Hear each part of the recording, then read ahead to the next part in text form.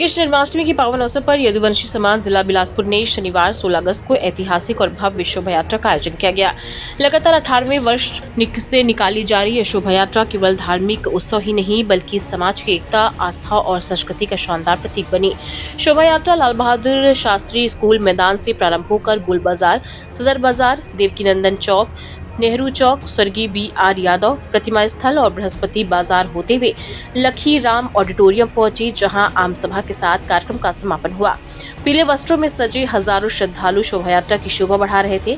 बाल कृष्ण की झांकी, माखन चोरी, गोकुल की लीलाएं और महाभारत के प्रसंगों ने भक्तिमय वातावरण बना दिया। गरबा, बाजा, राउत नाचा और यादव नृत्य ने छत्तीसगढ़ी संस्कृति की अद्भुत झलक प्रस्तुत की।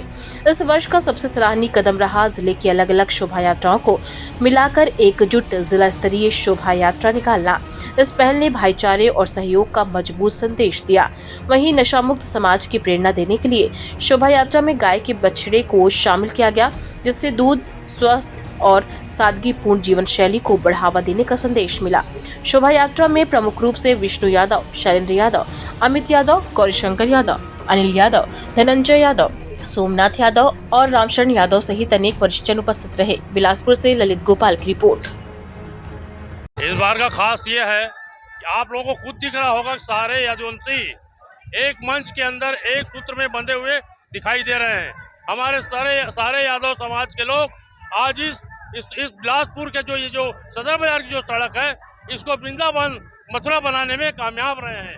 हमारे यादव समाज के मैं समस्त यादव भाइयों को इस कृष्ण जन्माष्टमी पर बधाई देता हूँ।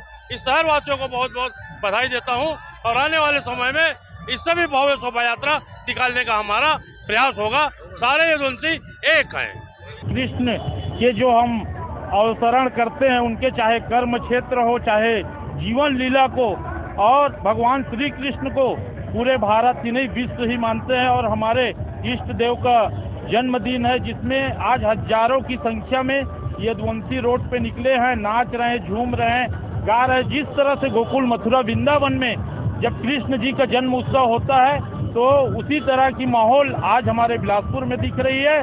और जिस प्रकार से हमारे भगवान कृष्ण जी ने गैया चराकर और दूध दही के सेवन, माखन मिश्री का सेवन किया, इसका सेवन हमारे सभी प्रदेशवासी, देशवासियों को करना चाहिए। कि हमारा इतिहास में पुराना ये है कि दूध दही खाने से हमारा शरीर मजबूत होता है और स्ट्रांग होता है। हम दुगनी ताकत से काम कर सकते हैं। और हमारी खुशहाली के लिए और मैं पुनः आप लोग के मीडिया के माध्यम से मैं पुनः बधाई देता हूँ, शुभकामनाएं देता हूँ। कृष्ण जन्माष्टमी की बहुत बहुत बधाई, शुभकामनाएं।